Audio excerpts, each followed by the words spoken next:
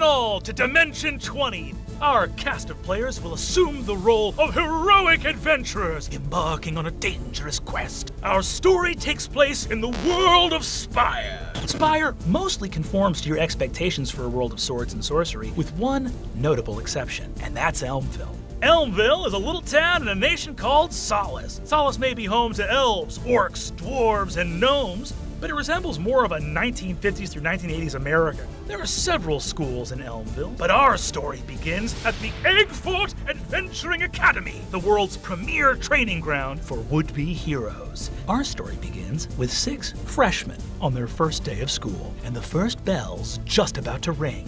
Without any further ado, Dimension 20 proudly presents Fantasy High! My name is Brennan Lee Mulligan. I'm the Dungeon Master for you guys this evening. We're going to be playing a little bit of a tabletop RPG here with the College Humor cast. Say hi, guys. Ooh. Oh, wow. We'll go ahead. Let's just all say, this is Miss Emily Axford. Not today, but yeah. Zach Oyama. Also not today, but... Siobhan Thompson. I refuse it. Take it back. Lou Wilson. I'll take it. Allie Beardsley. Sure. And Brian Murphy. As Riz Gutgag. There it is. We're going to be playing a little role-playing game for you guys. Thanks for coming and playing with us. This season marks the beginning of our adventure into the world of Fantasy High, where we ask the question that has long gone unasked. What would happen if John Hughes ran a game of a tabletop RPG? And we're going to find out today. Swords, high school, puberty, magic, it's all coming together. We're going to descend to somebody's home. Why don't we have this decided by a roll of the dice? That feels fine to me. Yeah. Sweaty palms. Hell yeah. We're gonna go downtown. Yep.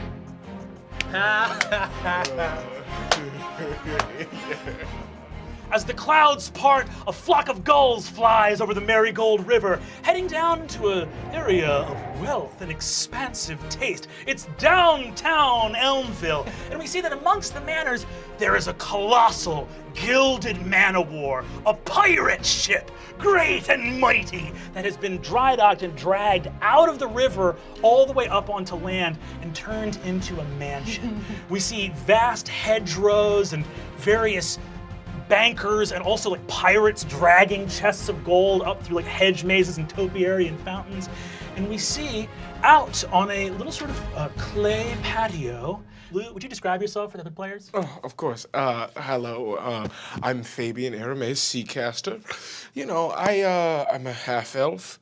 I'm, of course, the son of the famous William Seacaster, the great adventurer who sailed the Celestine Sea, freeing slaves and raising up nations. I'm a fencer by trade. I also know how to glass blow, and I'm quite good at calligraphy. And I am absolutely thrilled to be here at the Eggfort Adventuring Academy.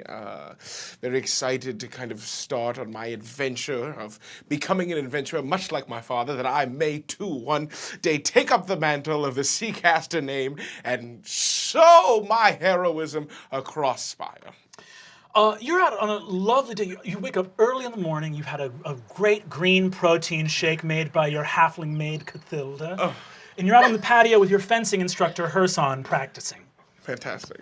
The sound of swords and sabers ringing off of each other. Fabian, what does your character look like so that we can... I'm 6'1", white hair, a relative, like a thinner, like a very, how would you say it? Lean, athletic. There you go, lean muscle. That's what I was very like lean muscle, very dexterous, but also incredibly strong. I'm thinking soccer Like player a or swimmer? swimmer's body. Yeah, a real Michael Phelps type. Shoulders, hello. For those of you at home. But yeah. Michael Phelps with a sword. And white hair. Such a tiny sword in comparison to the size of his body. As Herson and you fence, your mother, Hilarial Seacaster, a high elf with beautiful long flowing hair and a sort of kind of like a fusion kimono, some kind of my silk garment God, I hanging off of love one her. shoulder. As an elf, she's immortal, so she looks, about as, she looks like early 20s, even though she's about 200 years years old. She has a huge goblet of wine. It's about like 9:30 in the morning. Oh, Mama. She goes, "Darling, you look wonderful. Are you winning the fight?" I don't. Oh, Mama, Hersan is really giving it to me today, but don't worry, I'll best him yet. Hersan, let my boy win. Let him win, he's a sweet boy. Hersan, don't you dare take it easy on me, all right? I need to be strong. Of course, I would never take it easy on you. You are a champion. You have the gift of your father. Yes. You hear Lev say, "Did someone mention the man of the house?" Oh, Papa! Stomping out of a gold archway is the most piratey fucking pirate you've ever seen in your life. Tri-corner hat, eye patch, saber at his side, long coat. In this weird like 1950s suburb, he sticks out like a fucking sore thumb. Your father made his wealth by means that some call heroic and others would call evil, but those are anyone's going to talk about someone who's achieved greatness. He swaggers out onto the patio and says, "My dear darling boy, there he is, the apple of my eye, my pride and joy." Papa. He grabs your head and kisses you on both cheeks and goes, "Now, today is your first day of school, all right?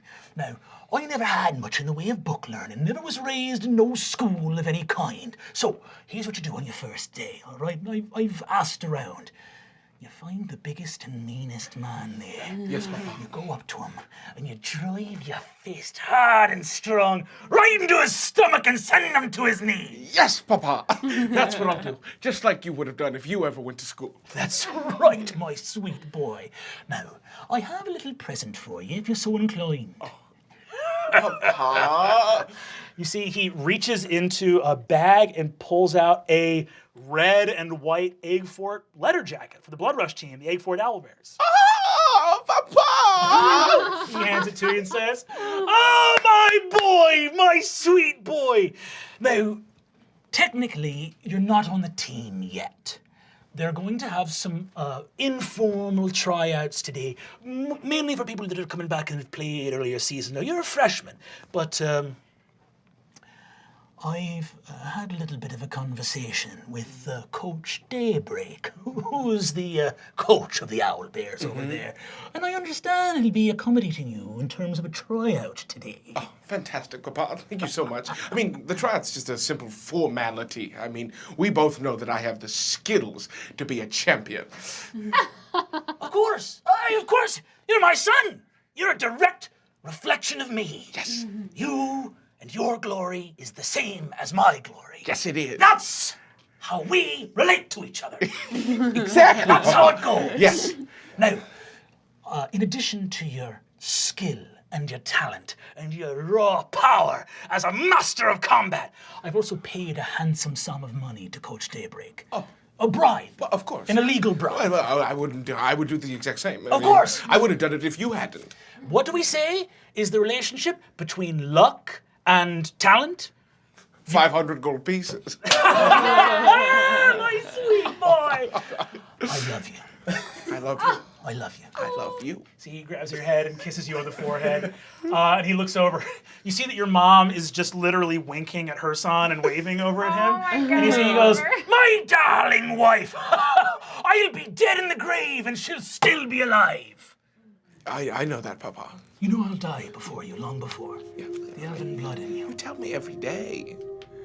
Time ticks away, grain of sand by grain of sand. Yes, Papa. Yes, of course. Of course it does. We cannot live forever. Yes. So what must we do to live forever? Write our name on the face of the world with our heroic deeds. Yes, of course, Papa. Write my name on the face of the world with heroic deeds. Yeah, I will. I'm gonna. That's all. That's all Okay, it is. great. Thank you. Yes, we do. Now get yourself to school. Okay, thanks, Papa. We're going to cut now to another one of our brave adventurers. Oh boy. We're going to cut over now to the neighborhood of Elm Valley.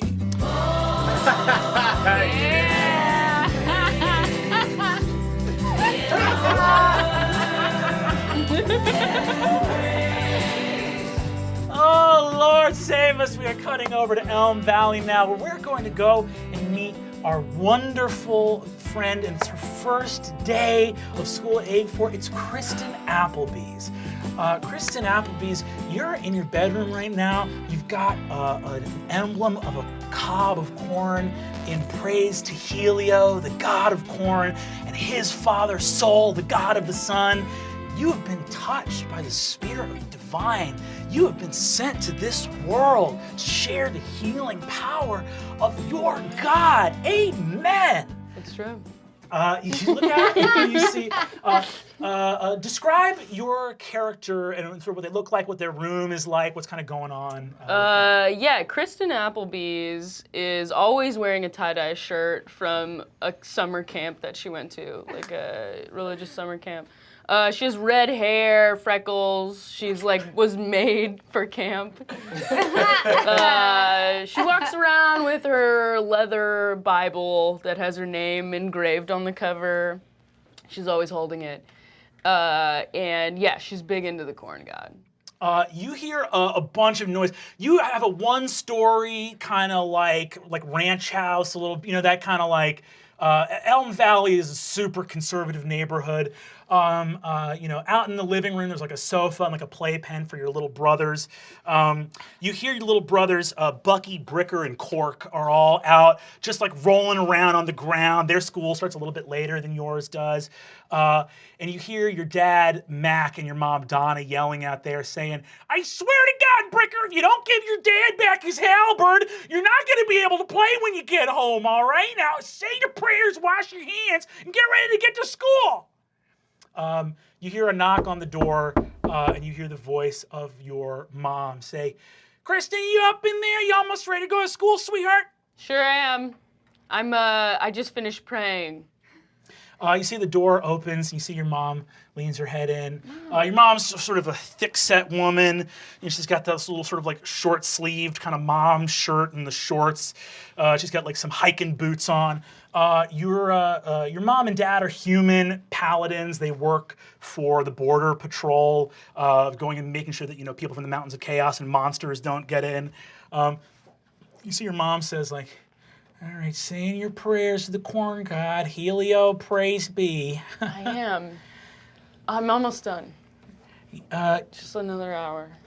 Okay, we're gonna be pretty late if you were gonna do a whole hour. I guess I can. Everything is a form of prayer, so I guess I'll just go. Let's go. See, your mom gets a little misty-eyed and she says, oh, sweetheart, I'm so glad that you were chosen, and Pastor Amelia is so proud of you. And listen, it's not too late for us to send you to Sun Peak to go train in the... Mom! I want to rub shoulders with real people. I want to go to parties and dump my beer down the sink and refill the beer can with water so no one feels weird around me. Gotcha. Look, she says, look, Helio asks us to live a pure life, right? You're going to be going to a school with, elves and... Mom, I think your and Dad's stance is racist. Okay. You're only for humans who look like you. Have you ever looked at all your friends, Mom? Do any of them look different? How can I be racist against an elf? I never met one. I don't even know an elf. Exactly, you've never met one. Okay, so you know this what? is If Helio was here right now, he would pop out of a corn husk. He would pop into a million different pieces of himself, and he would spread those pieces around to all parts of the city. He wouldn't just be hanging out here. Okay. I'm not smart enough to go toe-to-toe with you, Kristen. I'm a simple woman. I haven't read the book as close. I'm not chosen, so... You're really smart, Mom, okay? I love you, and I think you're really smart. And I think you're relying on... I don't know very much. I want to hear you never say that again. You see that your dad pokes his head and says, everything all right in here? We about to head out, or... Yeah, we're fine. I'm going to go meet all my elf friends. The hell? You got elf friends already? What the hell? I hope so. I hope I have friends. I hope I don't even have one human friend. All right, well, you know everything. You can talk to Helio, so you would know. You get piled into a station wagon. You see your little brothers bouncing around in the back seat. Your dad turns the elemental rune key that starts the engine up, and you guys start heading off. You see your brother, Cork, looks up your littlest brother, and he goes, "You go to venture school? You go fight a dragon? I hope so. Really? That's so cool." Thanks. Do you want a tissue? Do you want a wet now? Do you want a tissue? I'm good. No. I got a crayon up there. What? I got a whole You crayon. have a whole crayon in your nose. Here. Up. Oh, God. You see that a small bit of light covers his nose. What, you heal your brother back there? Yes. You know what? I got no worries about you. You guys take off. Ooh, baby. Here's the next one.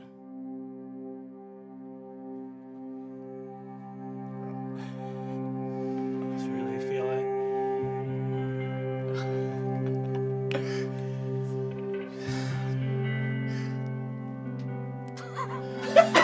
Okay.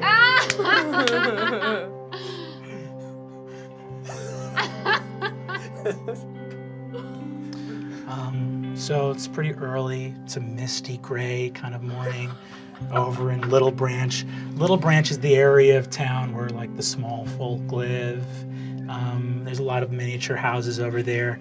And we see over in a little corner of a neighborhood, sort of far away, there's a tree. And it's a tree with a little door in it, and there's little windows and little pulleys and kites and all kinds of things of gnomish make, clever little contraptions and wonderful things. And there, in the middle of the tree, standing up from a bed that fills up the entire tree and almost at sort of like a slant even, the face sort of pressed up against the windowsill, is Gorgug Thistlespring. Gorgug, can you tell us sort of what you look like and what you're doing right now? Yeah. I'm Gorgug. I'm 14. I'm 6 feet, 4 inches tall. I'm a lot bigger than this house that I'm in. I kind of don't have a lot of friends. I'm not good really talking to people. I like keeping to myself and just sort of like drawing or something or listening to music. I'm adopted, by the way. My parents are little gnomes, and I'm a lot bigger than them. Last night I broke my bed in my sleep. Again. I just like to keep to myself. Gorgug is there in his gray hoodie. He's got his headphones on, listening to some music. Evanescence, no doubt. You see that it's pretty early, and you see that coming in from the workshop, your adoptive mom and dad, Digby and Wilma Thistlespring, are tinkerers, and you see they come in. Your dad's kind of got this, like mutton chops, and he's bald. He's got these sort of goggles on, and your mom's got like a little sort of like workshop like bandana around her head, and they both have like aprons on and have like little curly pointed shoes. You see your dad and mom both walk in, and your mom goes, "Well, hey there, sweetie, you're already up." Yeah, I got up pretty early. I broke my bed again. "Oh, sweetheart, well, that's no problem. Oh, on the first day of school." You see that your dad immediately goes over and starts doing some like gnomish spell, takes like a hammer and starts mending it with magic. And you see he says, "Hey, you know what? Sometimes a thing gets broken, and when you rebuild it, it's stronger for it, you know? A lot of things are like that. You put a sword in a steel forge, you gotta beat the hell out of that thing to get it nice and hard and sharp, you know? Breaking things isn't bad." I mean, you keep saying that, but I keep breaking things. And it's always good. It's always good that you're right, you know. I had a weird dream where I got really mad, and then I woke up and my bed was broken. Okay. Do you guys have dreams where you're mad all the time? You see that Digby and Wilma look at each other and go, "Well, sure." Really? Sure. I was just thinking about I've never seen you mad.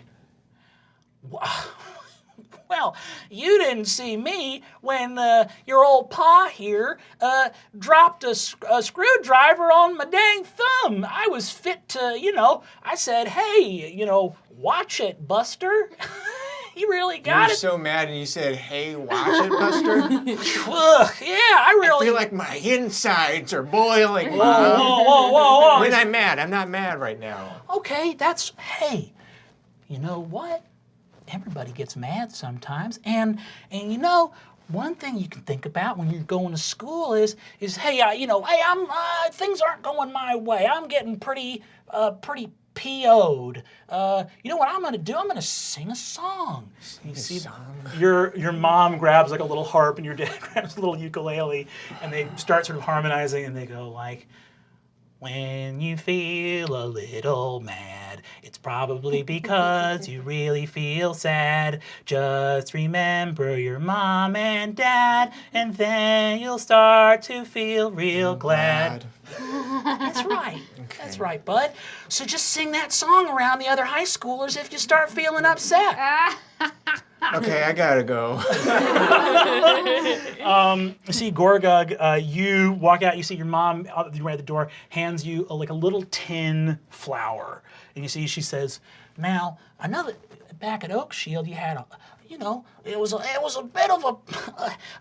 little bit of a hurdle trying to, we had a little bit of a hard time trying to make pals, right? But making pals is just like making a flower, You think... It's just like making a flower? Sure! Everything's just like something else. Oh. Please don't sing another song. You see your dad softly puts his ukulele down. You see your mom goes, well, with a flower, you think, hey, what should that thing look like? And how would I make it? And what would I do? And you're thoughtful, and then you're real careful with it. And then you put the work in, you put the elbow grease in, and you do it with love the whole time. And if you just go be yourself, be your great good self with your great big heart, I just know you'll make some friends, bud. Okay, thank you, Mom. I'll go to school and I'll try to make a friend today. Maybe give him the flower. Maybe give him the flower. Thanks for the flower. That could make a friend. I'm gonna buy a friend with a flower. Well, it's not buying a gift isn't buying, a gift isn't buying something. Yeah. You give someone a compliment, is that buying something? You give someone a smile. No. Okay. Give someone a smile? You ever do that? Well, yeah, the tusks are really coming in, bud. They're so big. We're going to cut now. Let's see here. Oh, boy. We will now go a little bit north of here to Clearbrook. Oh, my goodness. Here in the neighborhood of Clearbrook, we now venture through the lofty woods and the shaded streets to the Abernant residence, where we find ourselves at the breakfast table with Mr. Angwin Abernant, Ms. Arianwen Abernant, Ms. Aylwin Abernant, and Miss Ardine Abernant. At a small breakfast nook with crystalline windows, a small spinning elven pylon of pure runic magical energy, small unseen servants, little air elementals, whisk eggs and tea and other things like that to the table back and forth. You see that your father, the elven diplomat from Falinel, reads the paper and ruffles it. Your mother, a professor at Hewdall, looks down at her tea and goes over her curriculum for the day. And your older sister, prim, proper, and perfect in her Hewdall uniform, sits next to you. Describe your character to us, if you'd be so kind. I'm Ardine Abernant. I'm the daughter of the Elvish ambassador. I was at Hewdall, but unfortunately I failed the entrance exam to get into the upper school because I had a little bit of panic attack. But Eggfort's good too. I'm happy to be at Eggfort. That's good. It's like actually I'm better at that practical applications of magic anyway, and I'm good. It's good. I'm excited to go. I'm good. So at the table, you see that your father sort of ruffles the paper and says, Oh, ghastly business that. I'm sure this will come up at my next meeting at the council. It's dreadful, absolutely dreadful. I hate it when you do that. What's that? You say a thing is dreadful, but you don't say what it is. Do you want to know?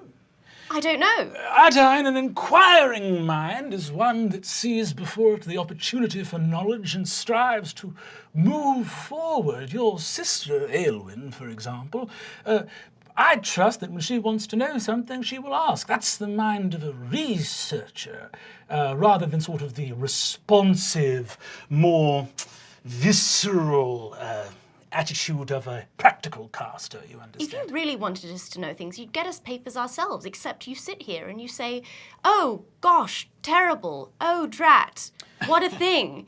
And then I have to ask you, instead of you saying, oh, look, here's some actual practical information that you might want to know. You see, your sister says, I get the paper on my crystal. Do you not? I get it on my I'm crystal. not allowed a crystal because I failed the entrance exam. That's right, you're not allowed a crystal. Well, I'm sure if you kill a hobgoblin, maybe you'll... What are the sort of things they do at Eggfort? I'm not sure. It's an honest question. Do you kill hobgoblins? I at this- cast Ray of Sickness underneath the kitchen table. You see your sister goes, oh, please. And vomits all. Oh dear, I mean, I think that maybe my sister is too sick to go to school today. Now, children, no offensive spell casting at the Nook. That's going to take a whole prestidigitation to clean up. Ariane, do you want to do that? Very well, Father. Your mother swirls her hand and says, Adine, I don't understand why you and your sister can't simply get along. Why don't you ask her? Why do you always ask me? Well, I don't know. I don't choose to examine that. I'm rather busy. I'm trying to think of this curriculum Right, today. yes, of course, you're rather busy for me. You see that she looks over at your father, immediately ignoring that very pointed statement you just made, and says, dear, do tell me, what did you see in the news? He says, well, the Elven Oracle has died in a shipwreck. Very dreadful business. On her way from Falinel to Bastion City. Looks like a ship, the Cerulean, just went down. Dreadful affair. I'll have to be dealing with that. I'm sure the Archmagi will have no end of talking about what's to be done. Terrible. She can't have been that good an oracle if she didn't see the storm coming. Adine! Why? You see, Aylwin goes, no, really, Adine, that's much too much. Oh, God, Just saying. stinks. Sort of breakfast concludes. Your father gives you a very chaste kiss on the head, and your sister. So your mother gets up and says, I trust that you girls see yourself. She says, Aylwin, if you'd like to take the car, you can do that. And Adine, I understand that there's a bus that goes to Eggfort? I mean, other people's parents might have found that out for them. Well, I think this is a very a wonderful time for you to apply some of your divination casting. Perhaps gaze into a crystal ball, see if the bus is coming to a certain place. It's sort of the thing they value there, isn't it? Very well, I shall find my own way to school. That's my good girl. And she kisses you on the head. You get your stuff and get ready to head out. You got kind of got this like little prep uniform as well. Your father walks over to you and says, Adine, before you go, I'd like to give you something. You see, he takes this big crystal orb out from a satchel. You see, he says, this is an arcane focus that an old friend of mine, a warcaster from the military in Falinel, employed for his spell casting. I've had no use for an arcane focus, but I understand that you'll be spell casting under adverse conditions, so perhaps it will be of some use to you.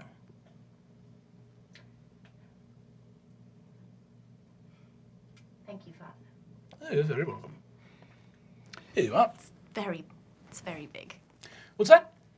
Thank you. Why would it be impractical to fight with a 2-foot diameter orb? Wouldn't a large orb? It helps you focus the spell energy. I really do try my best. I don't know what to tell you. This is a touching gift from a friend of mine. You don't like it, you can give it back. That's fine. No, thank you. Thank you, Father. I'll put it in my backpack, I guess. I don't think it'll fit, but try your best. Then I'll carry it in my hands to school on my first day of school. I'm sure it will make a great impression with these new people. You see that your father ducks away. You and Aylwin start walking, and you see that she looks over at you and she says, "That was a mean trick with the vomit and all that. I don't ever cast spells at you." Yes, you do all the time. Well, mine are always funnier. You know, they have an ironic sort of twist. I cast Tasha's hideous laughter on them. Make a saving throw, if you'd be so kind, for Tasha's hideous laughter. Oh. Would you roll? 4. Do I have points to add to it? That Did as she well? like reverse it at her? That she does. That's badass. Sister's a fucking badass. Going into school laughing like a crazy person. Sister's so cool. Oh no! My sister's so cool. I love On your top sister. of it, her Oh, yeah, uniform is make just a- what'd you roll for your slightly wisdom better save? fitting. 4 plus wisdom. Plus wisdom. 4 is not going to do it. Great. You start cackling like a lunatic. I also need to have you make a wisdom saving throw for your panic attack condition. 20. 18 plus 2. 18 plus 2, cool. So you don't go into a panic attack, but you do start laughing like a lunatic. You see, she says, "See, for example, I just said that my spells were funny, and I've turned your laughter spell back on you, with is both ironic and funny, which are the two things that I said my spells are like. And I didn't even have to use a spell slot. Isn't that something?" Going to learn so many spells to destroy you. This is my only game going to this school, to find a group of people to destroy your fucking life. You see, she says, "I'm sure you will. You're going to join one of those little arcane secret societies." Go, "Ooh." I punch her in the face. Go ahead and make an attack roll. Did you use up all your spell slots on your sister? You just die in your opening. 3. 3. You whip, your skinny elven fist whiffs right past her face, and she says, "That sort of pure brute physical violence, I'm sure, will earn you all sorts of credits at this school for brawling. That's lovely. Well done." You see, she says, "Can I, before you injure yourself by trying to attack me, can I just be very clear about something? Look," she says, it's awful that you got kicked out of Hudol. It's awful. It doesn't reflect well on our family, but that's not even the reason." Punch her in the face. Go for it again. 8. 8. She says, "Really? Stop! What's the game at this point? I'm throwing punches." The game is me hitting you in the face. So she says, "I'm trying to help." No, you're trying to help yourself. "No, look, all right? I'm trying to do a nice older sister thing for once. Can I do it? Can I do that?" Can you? Good grief. All right. Look, Eggfort doesn't work like Hudol, all right? So all the things about grades and tests and practicals and exams and all that, that's all out. It's a nonsense place. It's all topsy-turvy there, all right? They look differently on the sort of things that they value there. So the things that really, really work for that academy are sort of things that would be insane to do at Hudol. I heard that one of the best ways to get into an arcane society was to steal a book from the restricted section on your first day. That's something that they look at as, I don't know, some kind of adventurer's initiative, or it shows, I don't know, gumption, something along those lines. I don't want to take any more advice from you, because you probably couldn't even get into Eggfort. Just because you're good at Hudol doesn't mean you'd be good at Eggfort. I could get You're terrible at turn Eggfort. that whole school around brick by brick. I could lift it up in the air. You're and put too it back scared down. to try. You're too scared to try. I am proper and well-behaved and well-mannered, so I don't care to engage in this anymore. All right, fine. Go on your first day, get partnered up with some sort of barbarian, go out into the wilds and get killed on your first adventure. See what I care. Good, I shall. See, she turns and walks away. Whoa. Pretentious. Hell yeah. We now go over to Oh yeah. Oh yeah. Hell yeah. we go now to Ballister, which is kind of like, you know, a little more rundown, a little more seedy kind of place, kind of bad part of town. And we see strong tower luxury apartments with the luxury kind of Arcano crystal flickering, so it just goes to Strong Tower Apartments. We see that there is a small bedroom and basically like a kind of retrofitted, like it's like a 1-bedroom apartment with like a kind of cordoned off, like bed in the living room with like a fake drywall around it. Very small apartment. And we see that there's like sun's just coming up. There's like some smoke coming from like some burning thing on the oven, and there's a little bit of like coffee in a mug. A very sparse, Spartan kind of place. And we see Riz Gukgak. Brian, go ahead and describe Riz for me if you'd be so kind. Yeah, so I'm Riz Gukgak. My nickname in middle school was Briefcase Kid. I'm a goblin, and I don't have a lot of friends, even though I'm pretty social, which is weird. My only real friend was this halfling named Penny Luckstone, who technically my babysitter. I had a babysitter until I was 13, but she recently went missing. And my mom is a detective, and I'm a licensed private investigator. So I am gonna find Penny myself. So it's early in the morning. I assume you've been up all night working your case. I've got my board that just has the missing girls all just pointed at the school, and that's all I have. And I'm just... That's so creepy to have a little boy's room. I just have a board of missing girls.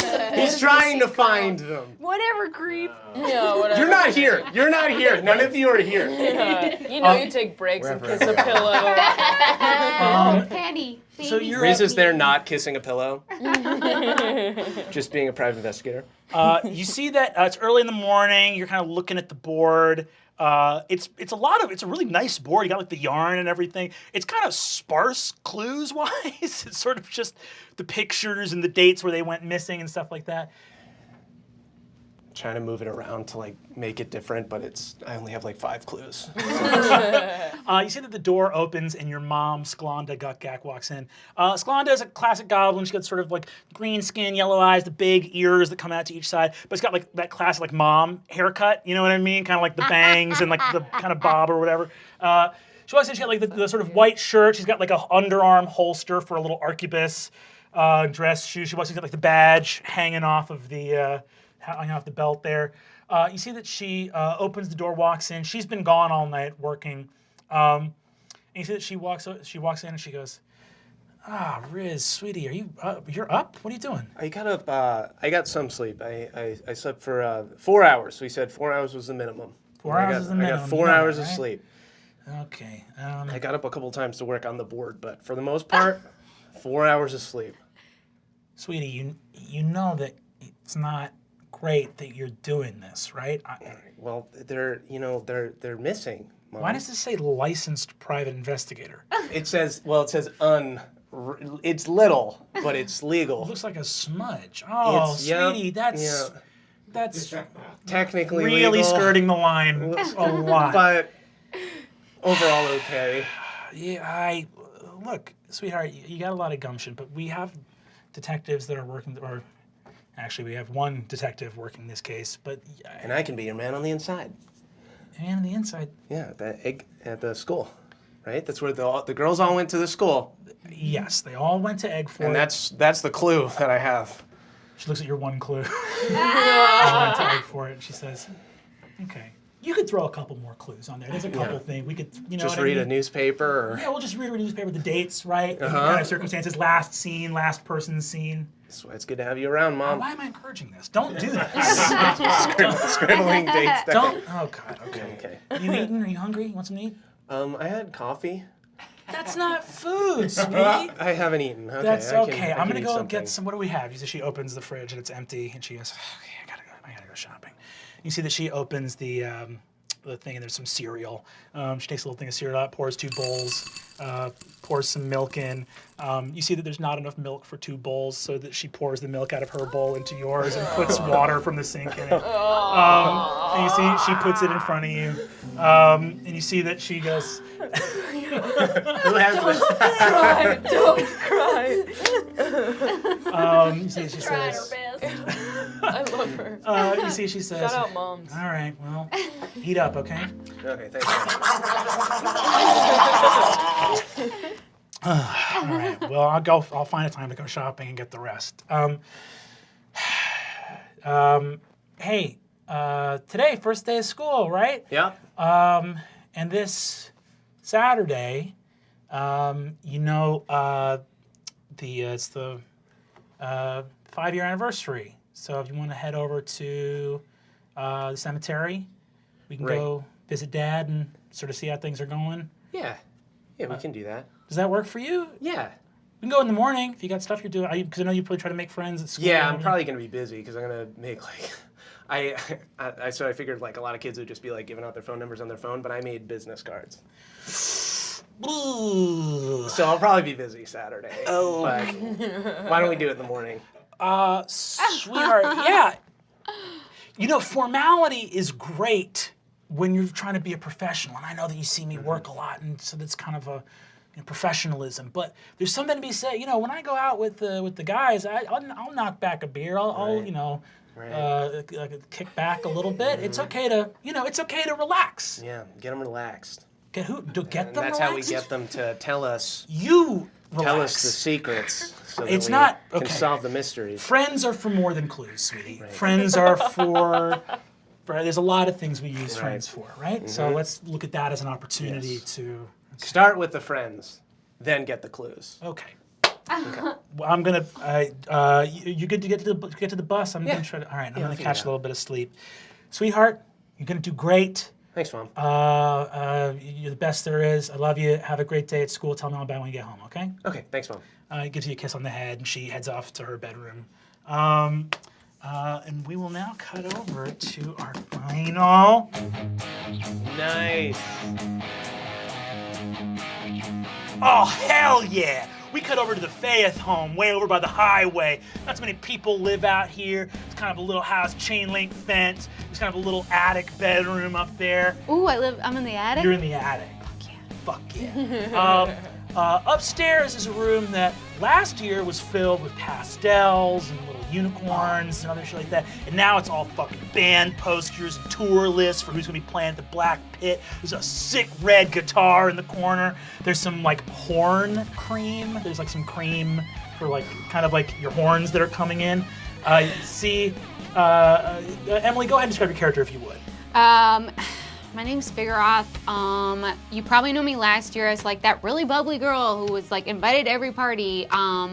But all of a sudden my horns started growing in and I thought I was an elf, but it turns out my dad isn't my real dad and I have a demon for a dad, but my mom won't tell me who he is.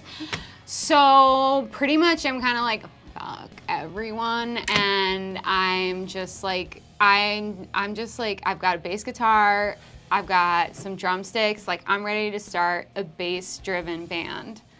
And just fuck everything, right? Okay, that's it. That's me. Also, my name is Figuroth, my last name is Faith, but that is the name of someone who does not have anything to do with me because he's not my dad. So I'm just Fig now, just Fig. You see that, so Fig is upstairs. You see that there's a knock at the door. You're in bed. See that your mom leans in. Your mom is, she's got the mom jeans on, but is a sort of wood elf. You see that she's got a bow over her shoulder and a quiver of arrows. Your mom works as a ranger that goes and explores the woods around here. You see she goes, sweetheart, I've been knocking up a storm. What's going on? You're gonna be late. You're gonna miss the bus. Oh yeah, about that I'm not going. God damn it! You're going to school. Yeah, try and tell me even one good bard who learned how to bard in school. They're gonna teach me how to play the bass guitar? No. If I need real life experience. The school is real life experience. Sweetie, you're 15. Who's my dad? God damn it, I'm not. Who's my dad? I can't tell you who your dad is Galir, who raised you and loves you. Okay? That tool. Look, just because things aren't great between your father and I right now doesn't mean that he doesn't love you, okay? Really? Because the look on his face when my horns started growing in didn't look a lot like love. Sweetie, this attitude is a problem. All right, you gotta get it together. It's your first day at school. You know, you're right. I think I need some instruction, like maybe from a dad. God damn it. Who is he? Just give me a name. I'll go find him myself. There are reasons I can't tell you. Is he the Nightmare King? It's not the Nightmare King. It's not the It's the Nightmare King. Nightmare King. It's not It's the the Nightmare Nightmare King. You don't I have to think say it's not the Nightmare King if it's the Nightmare King. Say it. You want me to say what? If it's not the Nightmare King, you can let me know by being like, it's not the Nightmare King. The Nightmare King lives thousands of miles away from here, maybe. Yeah. I did. The But Nightmare he also lives in our nightmares. Maybe that's where you met him. Sweetie, this is sensitive, and adults.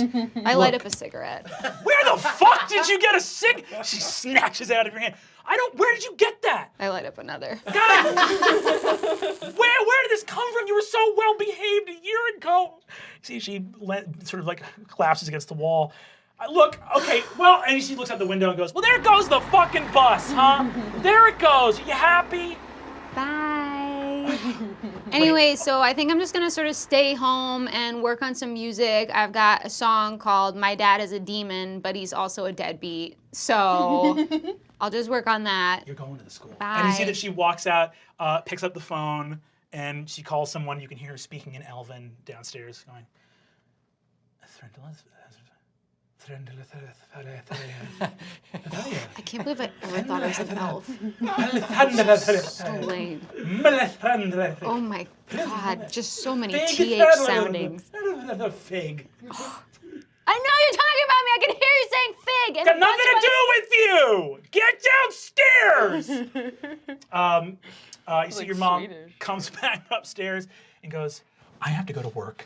All right, your father is coming here to pick you up and take you to school, all right, because Oh, my real father? I'm finally gonna meet him. What a luxury. I can't wait. I'll put on my best fucking dress.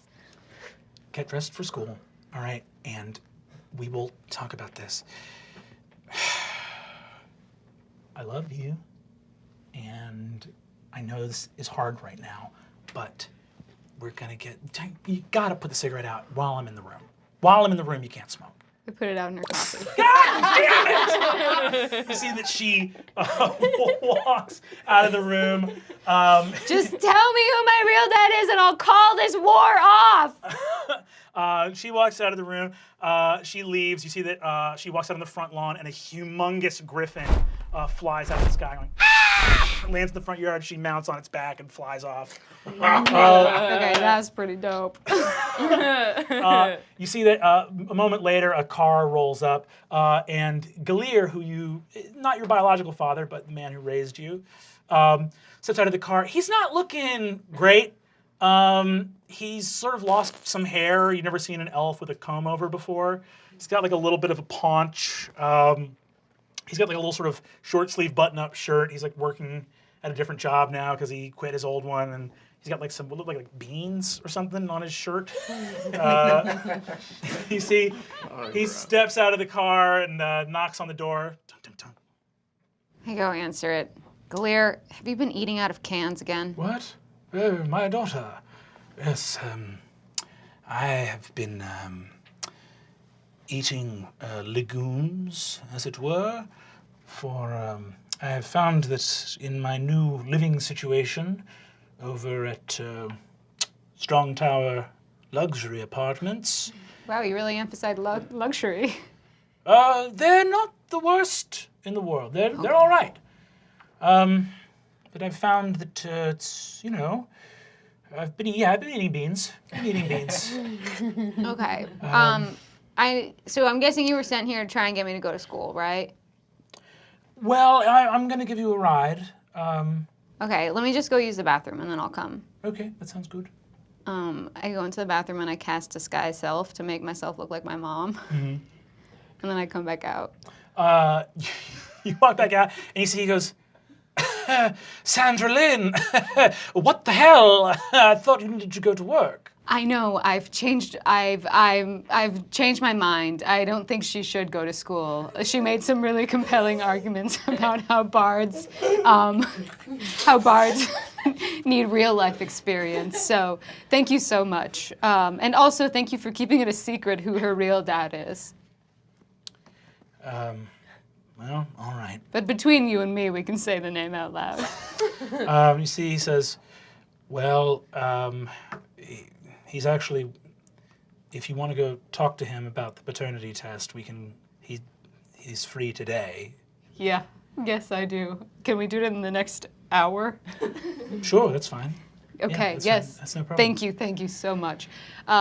She's upstairs, so we can just go. No need to say goodbye to her. Really? No need to say goodbye to her? No, I think she's working on a song. Okay. That's all right. I'll talk to her later. You see, he goes and gets in the driver's seat of the car. Okay, I'm coming.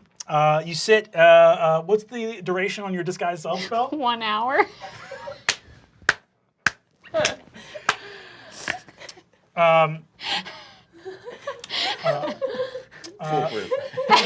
Foolproof. Cool. Everyone else goes to school and has an adventure. The sun rises in the sky over the beautiful dappled lawns, stone brick walls, ivy-covered trellises, and statues of the Eggfort Adventuring Academy. All of you arrive by bus, by car, however you get here. Out in the front of the building, you see a bunch of students, people that recognize each other and are clapping, and loud teenagers, and everyone's kind of gathering. You guys are here a few minutes early. You see that your father pulls up to the front of the school. You got tricked. You see, he goes, all right, Sandra Lynn, here you are. Your former lover's in there. Oh, you think I'm a fool? Oh. I raised you, and don't call me Galir, all right? I know that I said What? What else am I supposed to call you? Stranger? Stranger with no biological link to me? I'm willing to make that a lot to say every time I address you. You see a little tear forms in his eye, and you see he says, I know that I said some hurtful things when I first found out. Yeah, you said you're no longer a Faith. And guess what? I'm not. I'm just Fig now. Fig, I'm sitting here with beans on my shirt. I know. I saw you ate one on the ride here. I was hungry, all right? I put on some weight. You ever heard of a fat elf? Not You ever heard until of, I've never you. seen a fat elf in my life, and I'm here with a bad comb-over and beans on my shirt. Okay, fine. And I'm I'm reaching sorry, out to Galir. I'm sorry that I got angry at you. You're just some random man. I shouldn't be mean to you. All right, get out of my fucking car, you demon! I didn't mean it like it's not. No, because you're making it a tiefling You know thing. what? I am a demon. And then I put some horn wax to really make him shine. And I'm not ashamed of it. I just hope I don't also get a tail. The horns are enough. Okay, bye. Rad, you guys all arrive at the front of the school. What are you guys all doing here together? I look around for the biggest and the strongest man or student in the kind of the entry area. You look around. You see, Zach, what's Gorgug doing? He's the tallest person here. I'm holding a metal flower. I'm like, just looking for a friend. I walk straight up to Gorgug and I say, "Hey, how you doing, buddy?" I'm good. It's my first day. I guess it's everyone's first day. Oh, it's your first day. Do you want this metal flower? I swing and hit him as fucking hard as I possibly fucking can. I see this just as I'm walking into the room. I'm like, oh my god, this is what this school is? Go ahead and roll an attack roll. Great. 15. What's your AC? My AC is 13. You slug him. What's your strength modifier? It's 2. You take 3 points of damage. And then I turn and I say, "I'm Fabian Seacaster, son of Bill Seacaster, and I'm here to be great." I'm trying to sing that song. If you're mad. I run up. I run up. If you're mad. Are you okay? What happened? That guy punched me. That sucks. You seem really non-violent. I think that's really cool. Violence is never the answer. I go into a rage. Awesome. What do you? I go into a rage and I attack. I go to punch. Go for it. Roll an attack roll. Oh. 19? What's your AC? 16. And you're in a rage, right? Yes. So that's going to deal 3 plus 2 plus 1 is 6 points of damage. You fucking... Gorgug whips up and fucking clocks you. Wait, no, violence isn't the answer. Is this creating like a commotion? Oh yeah, there's a bunch of kids. You guys Are see there the- people are the teachers all around? You see there's this one kid who looks like a gnome with like that long kind of like stoner hair who's like, oh fuck, fight! Kids start going fucking crazy. I'm gonna sneak into the teachers' lounge while there's a commotion and steal from the refrigerator. You sneak in. You guys see that waiting for the crowd of students is this hulking dragonborn, right? For those who don't know what dragonborn is, humanoid dragons, so long tail, no wings, these big claws, wearing a full suit, like a gray suit and a blue tie, big horns sweeping off of like this, he's like red scaled anthropomorphic dragon guy. You see he's holding just a straight up cricket bat in his hands, and he walks up and goes, all right, that's enough, and on day 1, the bell hasn't even rung yet. Effortlessly hoists you two up off the ground, sheathing his cricket bat before he does so, and goes, now look here, what are you, freshmen? Why did this even start? Well, I don't know. You hit me. well, I had to let this one know that I wasn't going to take any of his shit. Shit, it looks like he's holding a flower. Hey, the greatest attackers sometimes put up a facade that they might sneak their way. I don't need to explain myself to you. I'm Fabian Seacaster. You 100% need to explain yourself to me. I am Vice Principal Golden Horde. I'm sorry I got mad at you. You can still have the flower if you want. Don't give him the I'm in the background praying. He has absolutely not earned any congeniality from you at all. I hit him too, so You hit him? we're even. All right. That's immediate detention for both of you. First day after school. Fine. All right. You see, he gives you each a little red slip and says, good grief. Is there any other nonsense happening here? Good. Behave yourselves. And I'll see you at detention after school. You I'm guys, so sorry. Red, you go to sneak in. Give me a stealth check. Oh, I don't know if that's really a skill I have. Whew, okay. I got a nat 1. You're all just instantly in so much trouble. You walk into the teacher's lounge.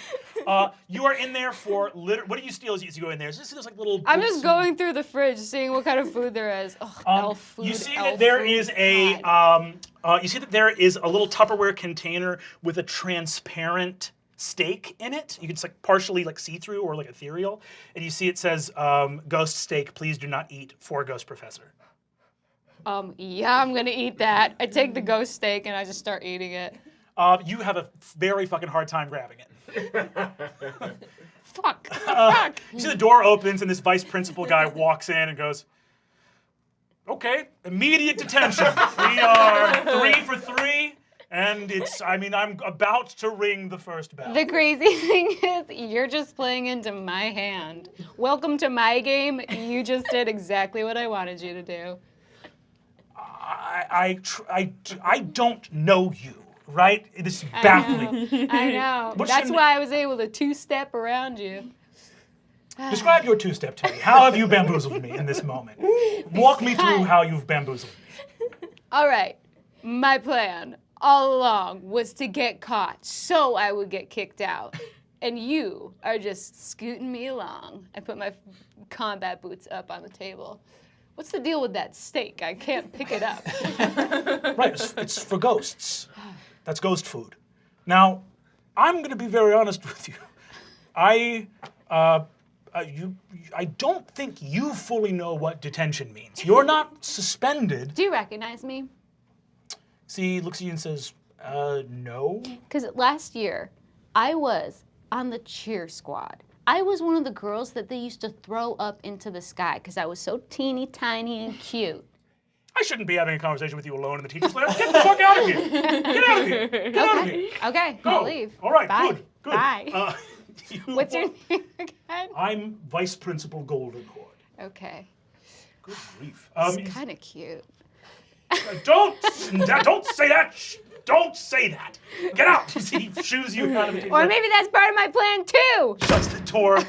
The rest of you guys walk through, and you hear the PA kind of starts as the kids start. The first bell rings. Kids start running off to class, and you guys hear a little voice saying, "Students one and all, welcome to another exciting year at the Eggfort Adventuring Academy. I am Vice Principal Goldenhorde, here with some announcements on your first day. Everyone should have received your locker assignments in the mail. Make sure to go and put your things away for your first busy class day. Bells are 5 minutes between classes, and hall passes are ensorcelled, so no funny business. I've been told that Lunch Lady Doreen has made a fine creamed corn and tuna surprise. Surprising indeed what mysteries await in that dish. Also, during your time here, any matters of curriculum can be brought to the principal, Mr. Arthur Eggfort. Matters of discipline will be brought to me, your vice principal, and old Hawthorne, my paddle friend and cleaver of heinies. Don't worry, we use corporal punishment aplenty here at Eggfort. Welcome, welcome, new class of heroes! Ding! Everyone files into classrooms. Woo! Yeah. Oh, Riz is clapping, and he thinks that's going to make him okay. seem cooler. He's excited. Right. No? Okay. I laughed a little bit too because then I picked up on. Just working so hard to suppress a panic attack and hide the stupid fucking orb that I'm carrying with me at the same time. As you guys are walking up the steps, those of you from sort of like this kerfuffle that happened out here, you guys see that there are two seniors. One of them is this like blonde-haired, giant-looking senior jock kid who's like wearing his leather jacket. And the other one is a beautiful half-elf. They're both seniors, and you see that they're handing out little flyers that have ballots attached to them. And you see that the young woman is sort of like half-elf again. It's like the long sort of brunette hair, a little flower tied into it. It's going, "Hi, we're voting today to reinstate prom king and queen. Hi, we're voting today. We're having a vote today. Hi, can I interest you in a flyer?" Yes, actually, hi. Riz Gutgak. Oh, Nice to meet you. handshake. Hi, Cool. yes. That's fun. I actually have some literature for you. So I am, I open my briefcase. I am kind of in the business of friend making right now. This has my phone number on it. If you, platonic hangout. Sure. Yeah. Yeah, for sure. Kind of interested in getting in with the seniors and the jocks and whatnot. You see that this big jock paladin-looking kid comes over and goes, "Hey, babe, what's up?" Hi, Riz Gutgak. So great to meet you. How are you? Good. Would you like a card as well? What's up? I open my briefcase and I give him a card. That has my phone number on it. Okay. Do I throw this out right now? No, we can start like a group text, perhaps. We could send each other funny memes. Sure. Okay. You see, he puts it away. You see that the girl says, "Oh my God, you are so friggin' cute. What is your name?" It's Riz. Riz Gutgak. I'm not gonna remember that, but you are fucking amazing. Thank you. I'm Penelope Everpetal. Hi. And I kind of run like a lot of the clubs and like yearbook and stuff here. Very So if you like need any like help like learning the ropes or like learning about the school at all, Yeah. I'm like happy to do that. And this is my boyfriend, Dane Blade, who's the captain of the Blood Rush team. Dan, you are freaking cool, man. What's up? You seem cool as hell. What's up? Yeah. Dude? Yeah. Oh, sure, dude. Hell yeah. Yeah. Do you play Blood Rush? Mm-hmm. Go Owlbears, right? That's the team? You see a huge, beefy-looking half-orc, like either like a junior or a senior in a leather jacket, comes over and slaps Dan on the back and says like, "Yeah, he fucking plays Blood Rush. He's the ball, dude. He's the fucking ball, dude."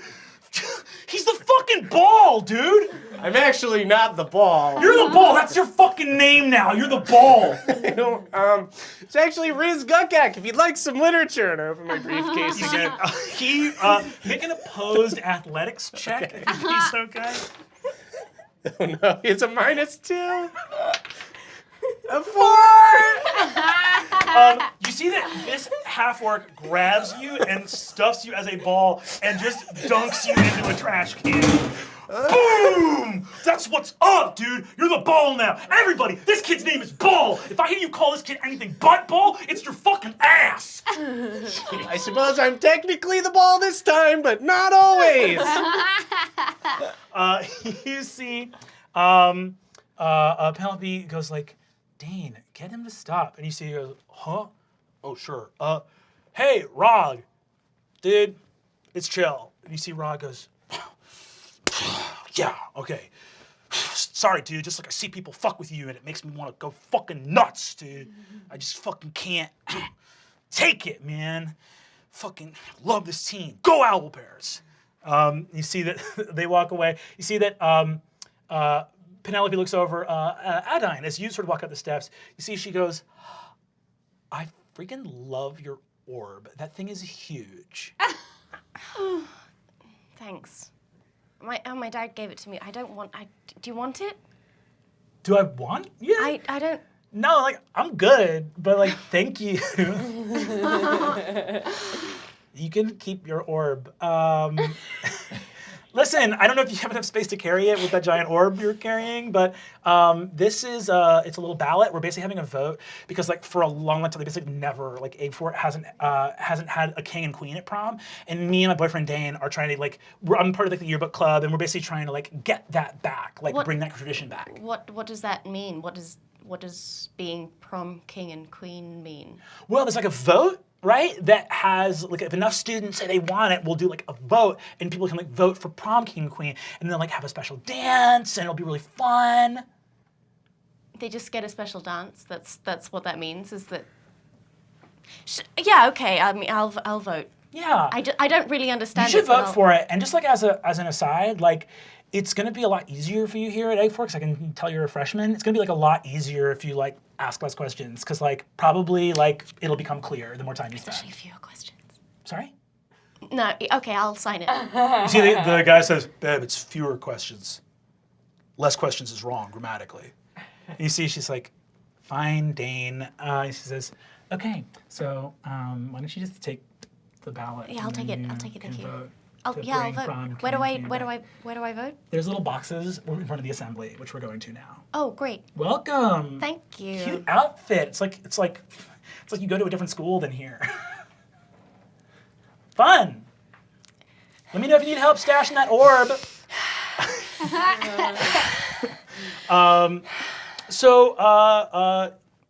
You guys walk along. You see that in that main hall, this guy comes over. He's this big human wearing sweatpants. He's got a little baseball cap and like a whistle around his neck and a giant glowing spear with holy light.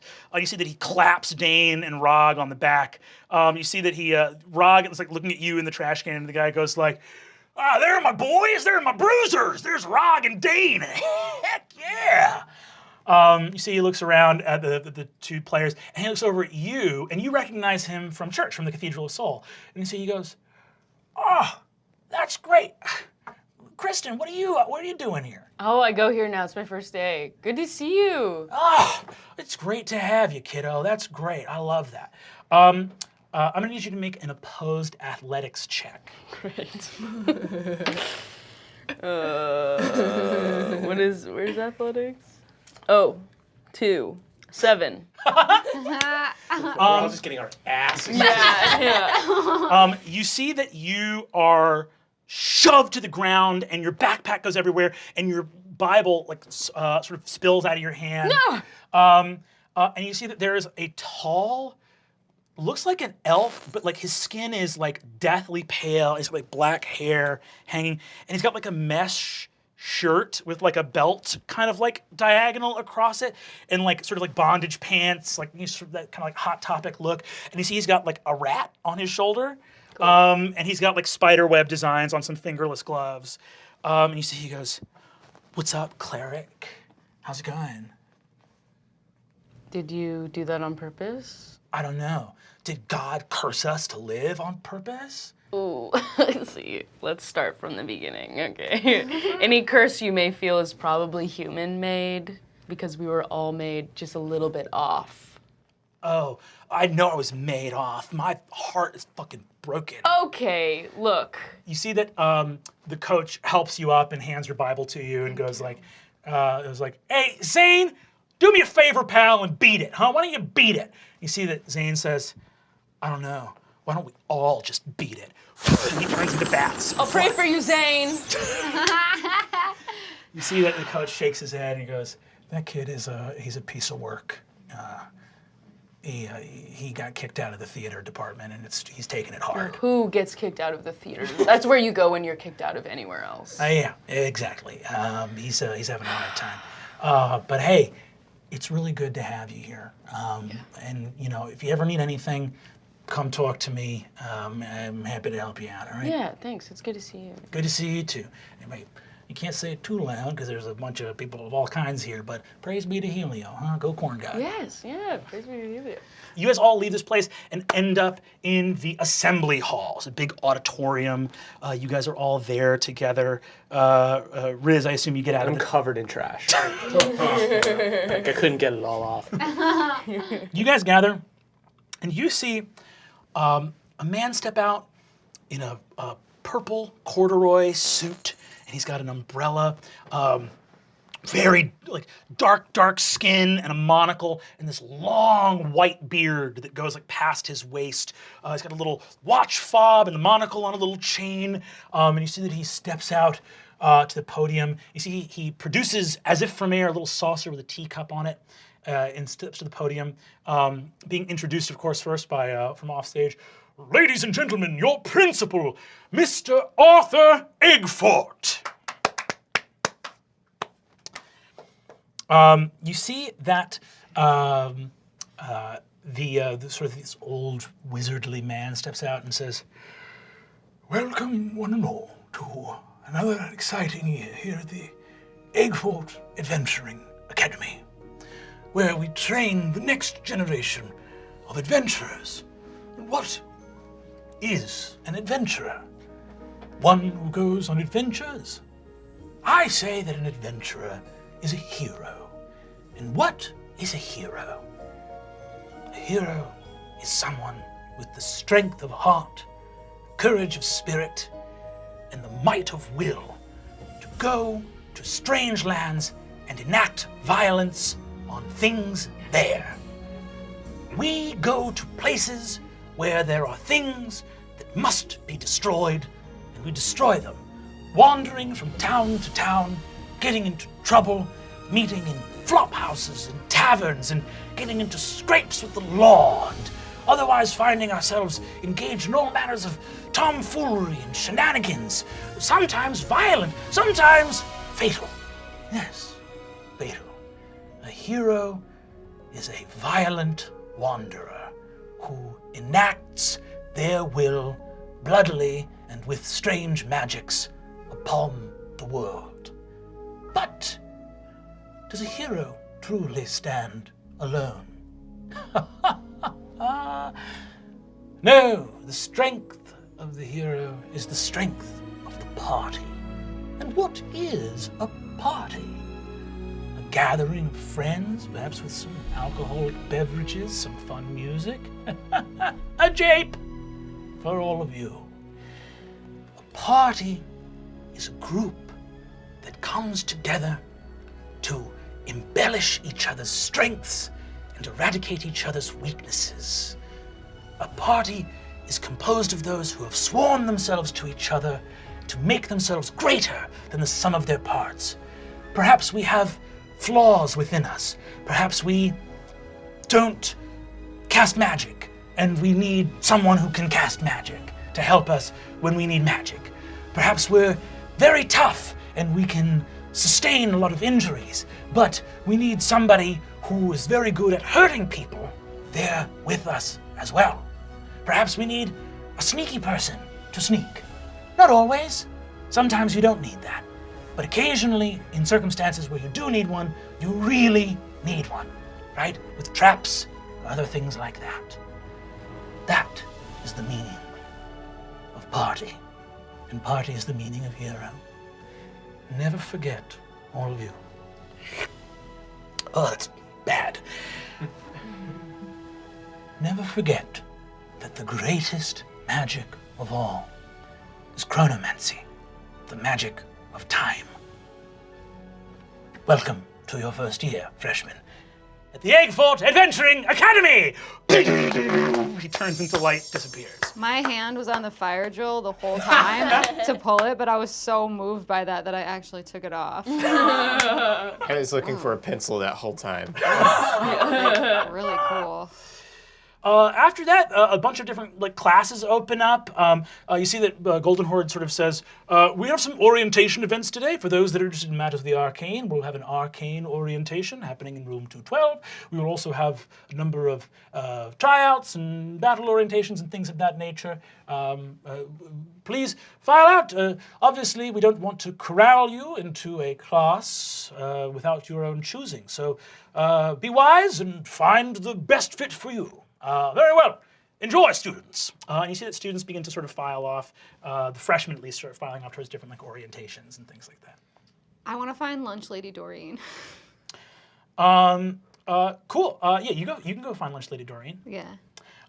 You go over to the lunch and you see Lady Doreen there, thin, severe-looking woman, got a little cigarette hanging out of her lip. She looks over at you and as you walk into the cafeteria and goes, "Oh, lunch is not served for a while, sweetheart." No, I came to talk to you because I feel like you have the only honest profession here, and also you're allowed to smoke at work, which I think is really cool. I'm not allowed to smoke at work. Oh, well, but you do it anyways, which shows that you have a spirit that I really admire. So I was wondering maybe I should just be taking classes with you. You want to be a lunch lady? Maybe. Okay. I just respect what you're doing. Everyone else is trying to do all these lofty things, and you're just being you. You're just so true compared to everyone else. Okay. So real. Okay. Cool. You want to do? You want to work? She tosses a crowbar to you and says, I don't. I just let it drop. "Okay, it's an industrial. We got a bunch of drums of cream corn off the Drums? back of a truck. Yeah, or like a drum. Yeah. Okay, cool. Yeah, I'll go work with that. Yeah. Yes, it must have fallen or something because the corner's all dinged up. So I had a fucking hard time opening that thing. But you're welcome to go try.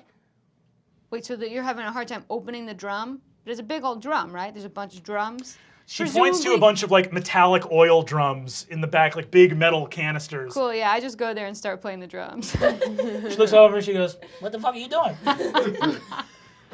What the fuck are you doing?" Music isn't confined to the stage at the Black Pit, It's anywhere. Make a performance check. Ooh, yeah! Oh, come on, hook me up. 17. It gets really stomp in here. You're and you see that she goes okay, and that's a little funky. That's good. I can, I wasn't always a lunch lady. I used to get around when I was young. Ooh. They'll talk about it sometime. Okay. Listen, you got a gift for that. You're really talented. Thank you. I know that I'm not going to learn any of that here. I'll learn stupid stuff. Well, actually, I kind of liked everything the guy was saying. You see, she says, you might be right. There may not be much for you to learn here. But you know what? It's not going to hurt you to go see what the bullshit is they're selling, right? Why not go check in on the enemy, see what all the squares are talking about? Shit, there's so many good role models here. I'm going to take you up on that. Hey, you're a real sweet kid. Come back anytime. I will. I bet I'll come back once a day. All right. Oh, because you eat lunch in this room. Yeah. Yeah, that makes sense. Yeah. Okay. You Yeah. have a good one, sweetie. Okay, bye, Doreen. You can call me Doreen. Okay, bye, Doreen. Adine, you are walking past the library. As you are walking past it, roll a perception check. 12. You notice a very old, very old woman, human librarian, who has a little velvet rope and closes it over a little restricted section. And you see that there is a book lying on a little table right near the entrance of the restricted section. Is it light enough that I can use Mage Hand? You make an investigation check and try to clock the weight of the object at this distance. 16? Yeah, for sure. Great, I cast Mage Hand as her back is turned. And I take the book. The book zips from the restricted section of the library. The book that now rests in your hand is titled Wards and Watches, and it's an abjuration book. Looks like a very powerful abjuration book. Great, I very quickly put it in my backpack and then I panic because I'm like, why am I doing this? Nobody can see me do this. My stupid sister just told me to do this and I don't know why I'm doing it. And now I have a book that I've definitely stolen and I can't tell them that I've stolen Please it. make a panic attack check. Make a... 5. You go into a full-blown panic attack. Oh, shit. Oh, God, oh, my God. I come up. You walk up in the hallway, yeah. Hey, are you okay? I saw what you did, and I thought it was pretty awesome. Oh, God, no, the goth kid thinks I'm cool. That was so cool. Oh, I like your giant orb. Here, let me make it glow. I cast light on her giant orb. You are now glowing in the middle of a crowd of children. You see that Vice Principal Golden Horde walks up and goes, "Very nice use of a light cantrip. What is your name, young student?" Oh, I'm Kristen Applebee's. Kristen Applebee's. Wonderful to meet you. I'm Vice Principal Golden Horde. Oh, hi.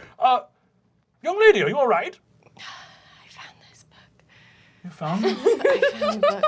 I found the book. Make a bluff check for me with disadvantage. What's You roll disadvantage? 2d20 and take the worst result. Okay, great. Oh my God, a 20 and a 2. It's just a 2. It's just a 2, I'm afraid. Wow. You see that Vice Principal says, "Sorry, you found a book?" She's covering for me. I stole it, and she caught me No, I stealing didn't. it. I didn't. She didn't steal. I stole it. I'm so sorry. I'm sorry. I'm new. I don't know what I'm doing. We all fall short of the grace of God. Yeah, I wouldn't. That's a bit strong for this, I would say. That's a bit strong. This is not appropriate that you've done this. Kristen, would you mind taking the book to Principal Igforth's office for me? Yeah, sure. Go ahead, take the book. You see that he looks at you and says, "Now, young lady, what is your name?" Adine Abinant. Miss Abinant. Oh, yes, you've come to us from Hudon. I'm afraid I'm going to have to give you detention. So, you'll be staying late after school today. Do you understand? All right. This is not fun for me. You're clearly having a bad time. I'm second-guessing what I'm doing, even as I'm doing it, wondering if there's some medical stuff going on that I don't know about. But I'm going to do it, because I've already talked out loud, and other students can hear this. Yeah, I can hear it all.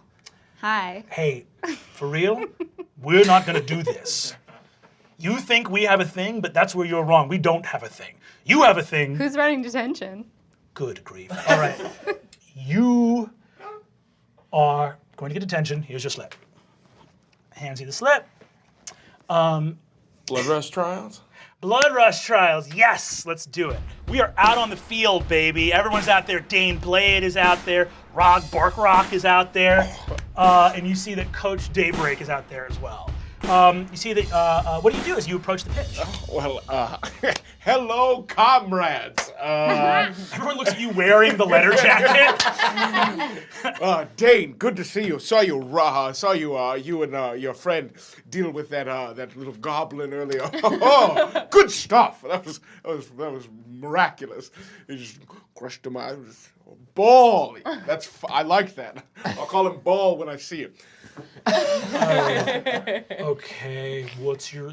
Dane speaks up and says, "Okay, I'm super confused because you're talking to me like you're important, but I don't know you." Oh, Hey, well, it's my first day.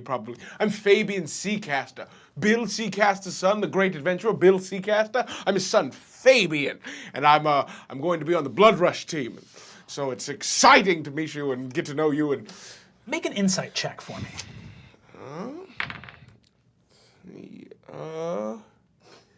15.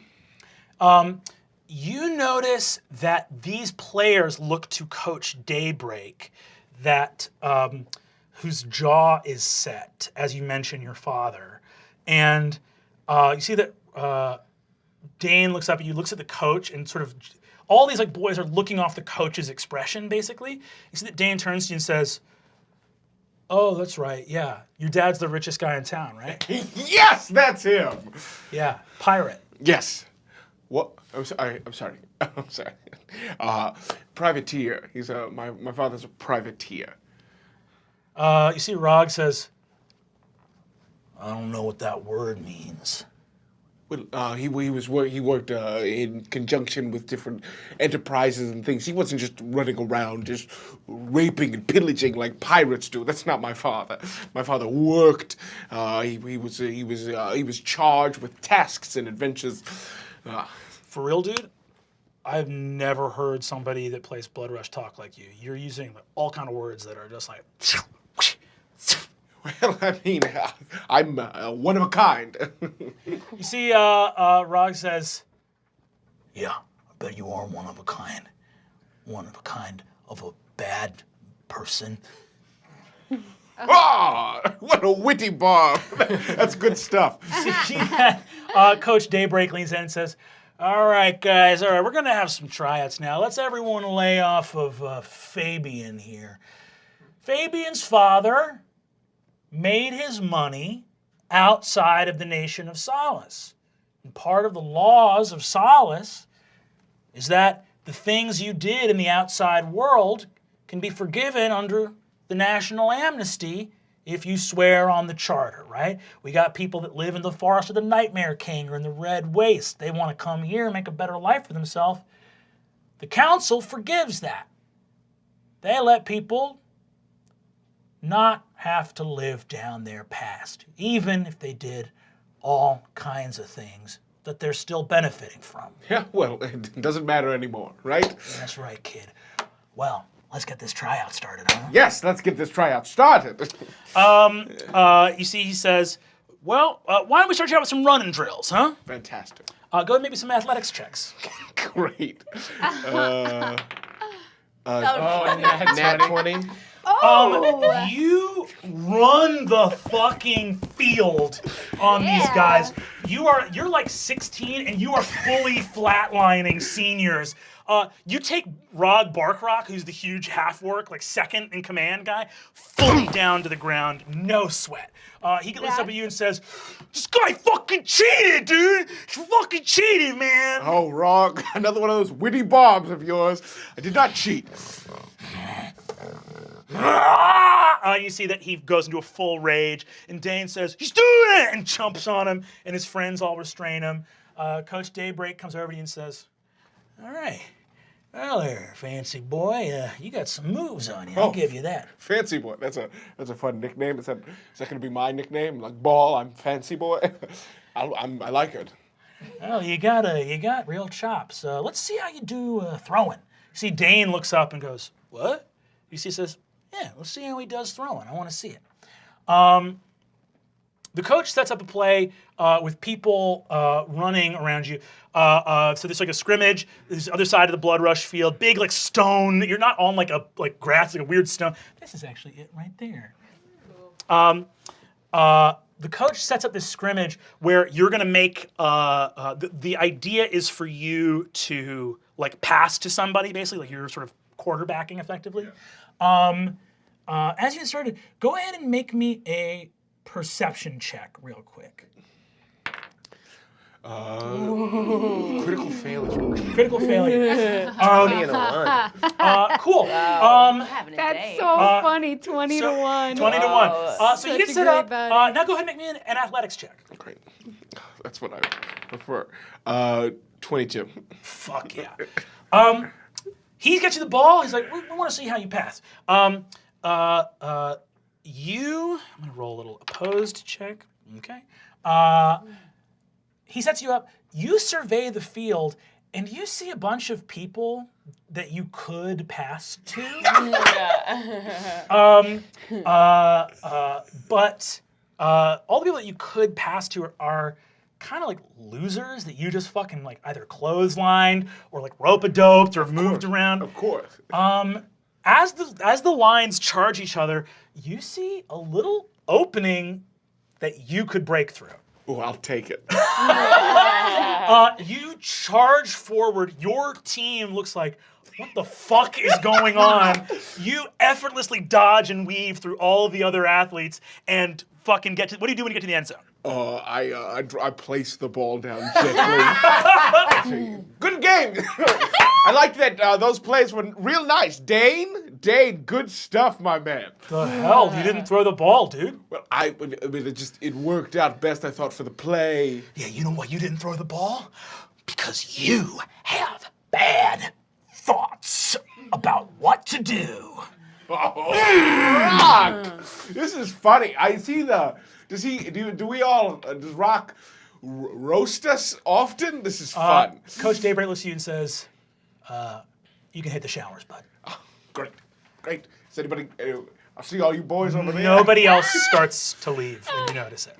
I'll meet you over there. He says, you're not on the team. I'm sorry. What? I'm sorry. What? You're not on the team. I mean, I ran faster and I ended up playing.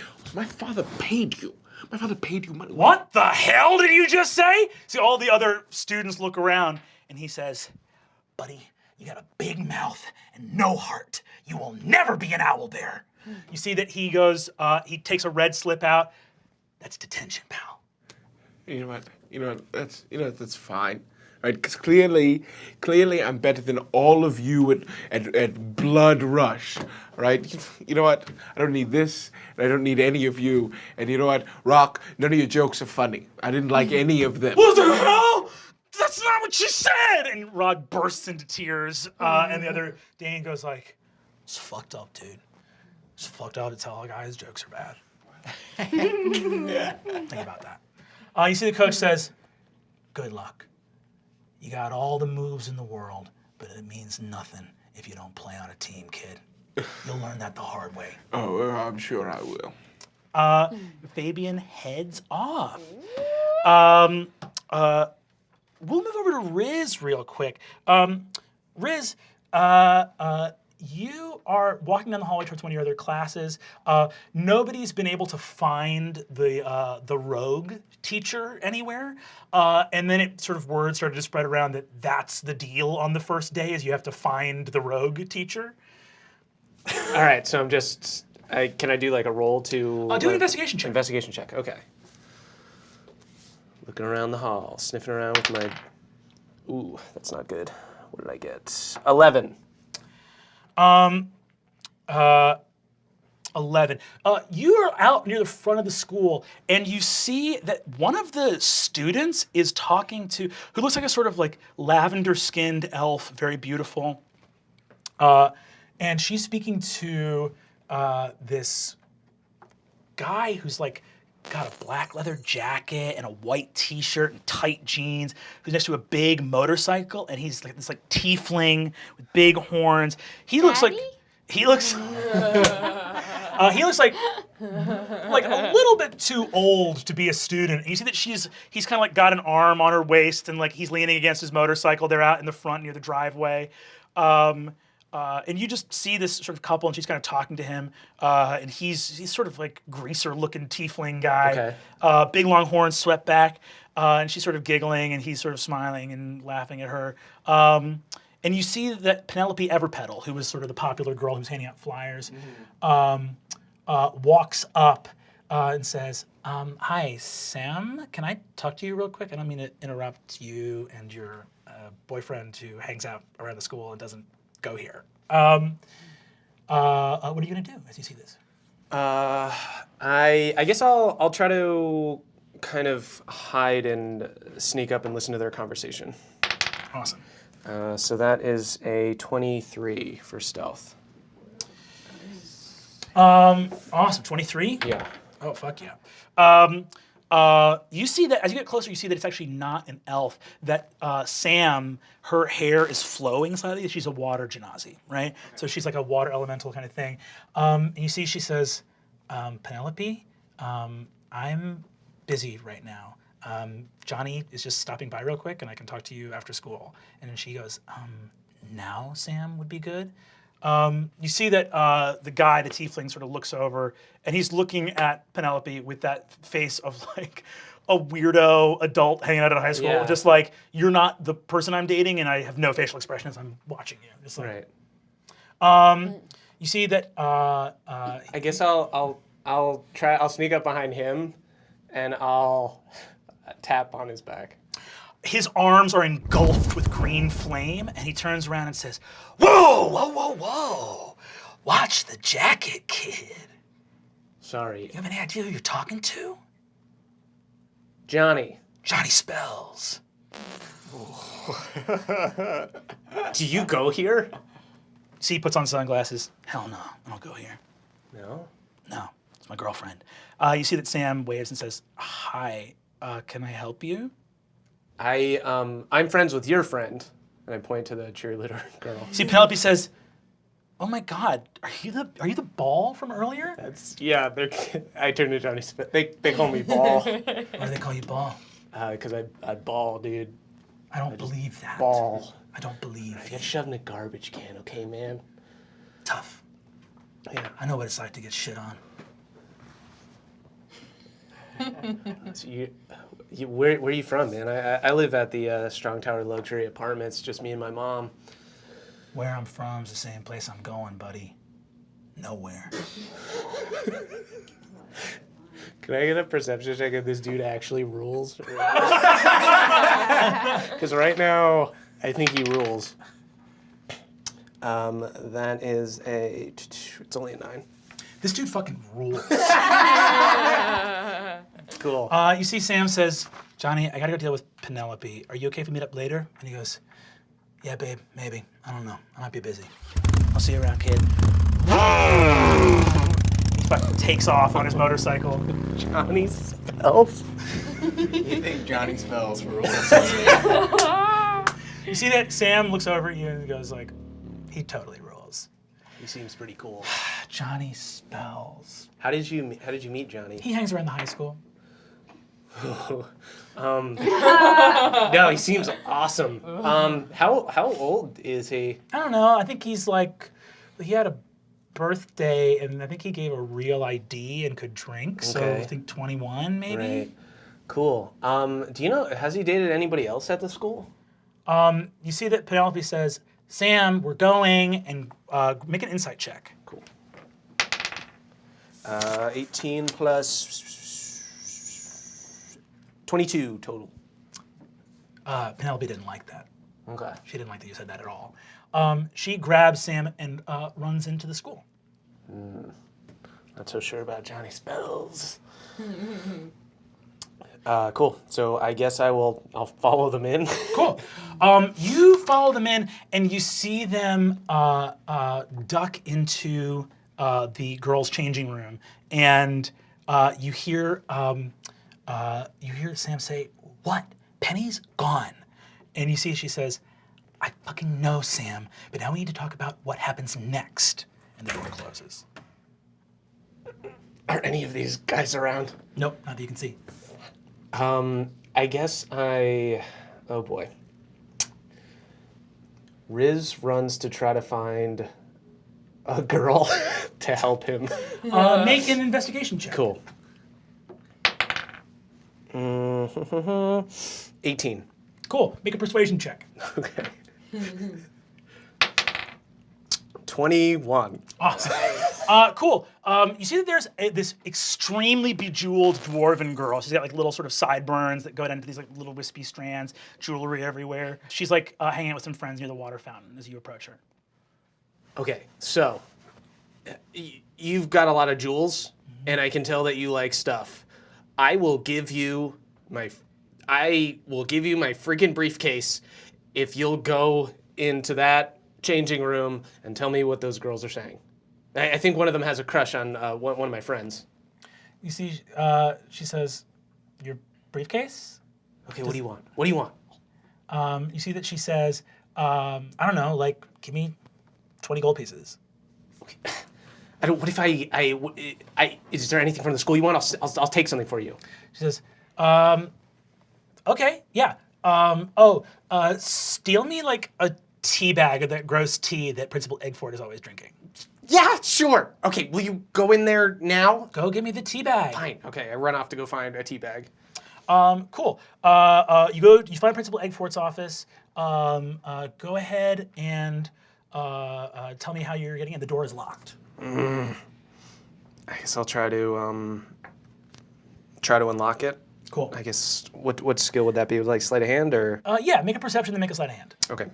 It actually is a tool proficiency, but I think you have it. Okay.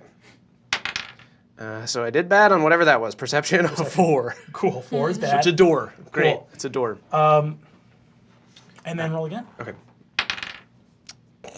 Oh boy. Sleight of hand 7.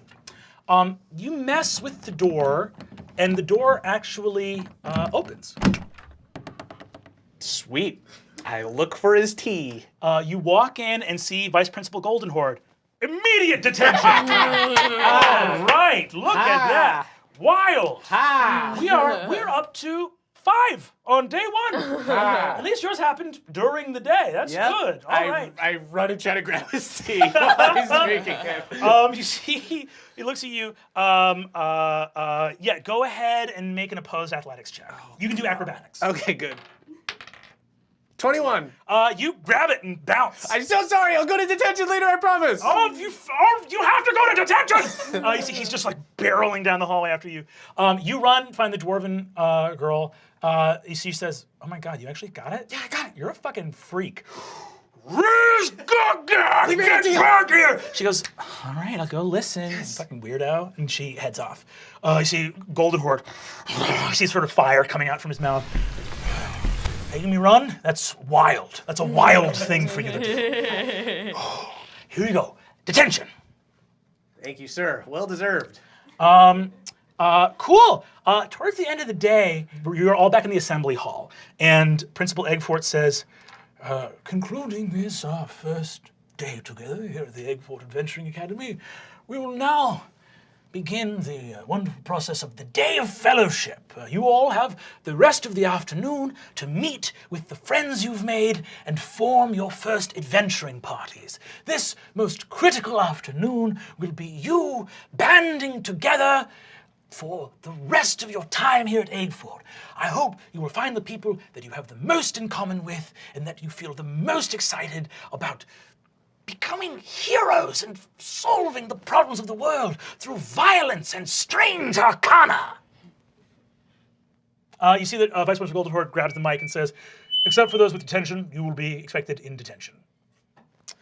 You see Coach Daybreak comes over to you, Kristen. Hey, Kristen, I wanted to talk to you real quick. A lot of the adventuring parties are kind of forming this afternoon. Do you have any idea about who you'd want to maybe form an adventuring party with? Anyone who isn't already religious. Sorry? I really like the church, I really like the community and stuff like that, but I really wanted to come to this school and meet people who are, not non-believers, just not believers yet. Pre-believers. Okay. Well, I was thinking about maybe getting you with some other kids that really love Helio and kind of already. No? No. That's just an echo chamber. I mean, we've all heard of that, right? I want to get out there, meet new people. That's the sound of chimes, baby, bouncing off each other, creating a beautiful noise. Kristen, you see these 5 all being talked to by Golden Horde about how there's going to be lunch, and then after the afternoon classes, there's going to be I want to go detention. with the bad kids. What? Kristen, you don't belong with the bad kids. You're a good kid. You went to church camp. Exactly. You know how much yeast you need to make an entire loaf rise? It's a little pinch, and I can be that little pinch. I don't think you're yeast, kiddo. I feel like you have more. I think Oh God. Oh God. Please, give me detention. If they're all going to detention, just give me detention, and then I can go in Give there. you detention? The other day I went For to a what? party and I drained what looked like a bottle of vodka, but it was water. I keep putting water in alcohol things to fit in. You want me to give you detention for not I drinking? want not just to give me detention, I want you to yell right now and make a really big scene and make it seem like I did something terrible. All right, everybody listen up. Kristen Applebee's bore false witness. That's like a cardinal sin. Yeah, well, you lied because you weren't drinking vodka, and you should always drink. I can't say this. You could have said I stole, so you could have gone way. What? Could have been way easier than that. Well, you don't like. Bore false You witness. bore false witness, and now you see, Vice Principal Goldenhorn looks over and says, "Coach, that's a religious rule. That's got almost nothing Well, to do." you heard the man. Sounds like I got detention. You see, he hands the red card to you. Ooh. All right, kiddo. Where do I even go with this? Hey guys. What did you do? I bore false witness. What is that? I want to do that. It means she lied. Yeah. To I who? lied. To anyone? Just To somebody? before a higher power. Yeah, it's kind of complicated. What did you guys do? We punched each other. Oh yeah, I remember. I'm too good at sports. I couldn't eat the steak that was a ghost steak. I couldn't pick it up. I stole a stupid book because my stupid sister told me it was a good idea. I've tried to get you out of that. It was really cool how honest you were about that, though. I stole some tea. Wow, a lot of thieves. Oh God, I'm just like Jesus. Just like Elio. You guys get in line for lunch, and you start going through the lunch counter. And you see the lunch lady, Doreen, starts putting cream corn and stuff on your guys' trays. I've never eaten a surprise before. It's a surprise, very surprising. Okay, here's your tray. There you go. You see this tuna surprise, and you see that there are just chunks of ham in the tuna. Ooh, it's sour somehow. Riz just gobbles it down. Excuse me, miss. I can't eat this. Do you have something? What are the other options? I'd like to eat another option. Another option? Yeah. So I'm assuming there's a menu that I can order from, something I can make a choice of. Something else.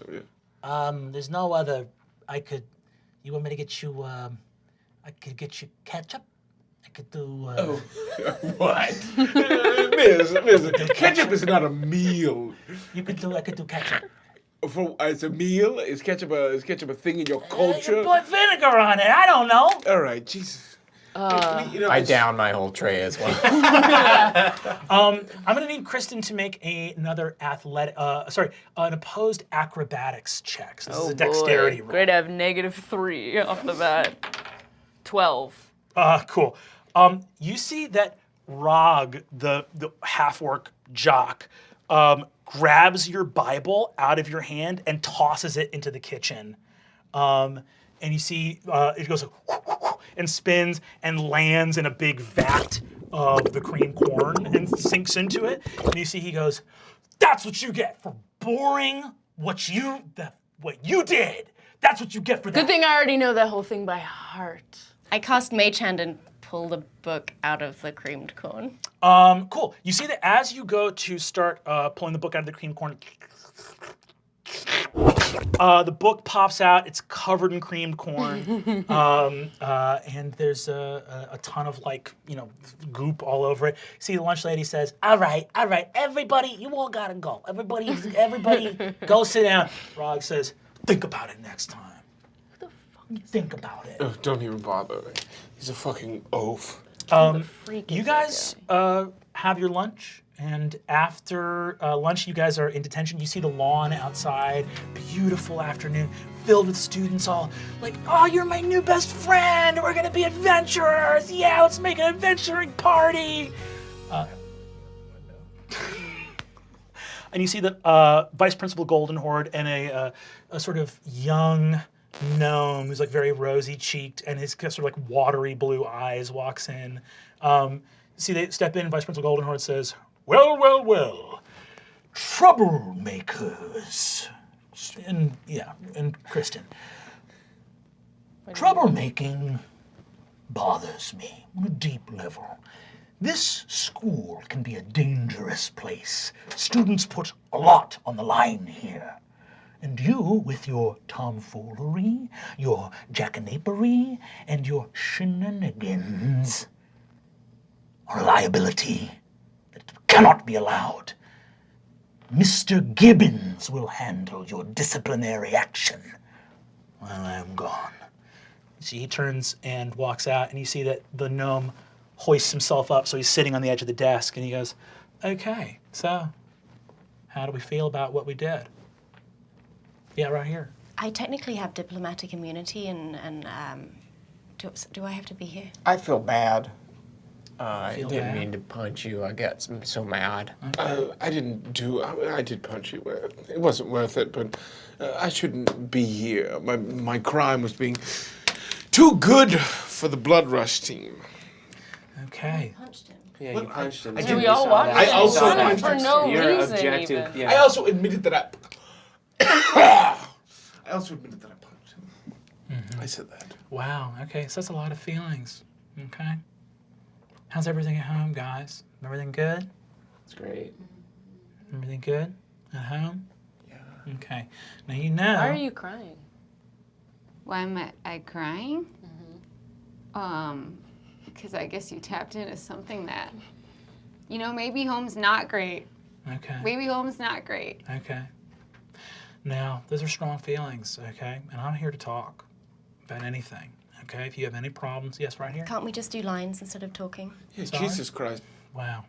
Wow. Strong feelings all the way around. Now, there's something that I want to talk to all of you about. You guys hear a scream, a blood-curdling scream from down the hallway. Mr. Gibbons whips his head around and looks. What do you guys do? Riz takes off. I follow. I'll go. Same. I mean, I guess if everybody's going, we should go. Now, hold on, guys. Don't rush into anything. I'm gonna go. I just see them running, and I guys- think we're making a jailbreak. You guys sprint. You run as fast as you can. The scream comes from the cafeteria. Doreen! You burst forward. The doors open. You look ahead of you, and flitting around the cafeteria are horrifying little shapes with long wings. You see corn gremlins, cobs of corn with malevolent eyes and wide mouths, tearing at the walls and ripping the banners. And far at the end of the cafeteria, you see Doreen, the lunch lady, with her back turned to you, slowly gazing behind her shoulder, deep, sunken eyes, malevolent yellow, as spell energy, pulsating with arcane power, wraps around her ladle. Hey, kids. It's lunchtime. Again. Because we had lunch earlier. But bad lunch this time. As I feel like if monster. you have to Pretty explain bad the last joke, time. it's not a good joke. It's a bad lunch. It's a bad lunch. A monstrous, pulsating mountain of creamed corn rises up, towering behind her. A colossal ooze begins to pseudopod its way forward. And I'm gonna need all of you guys to roll initiative.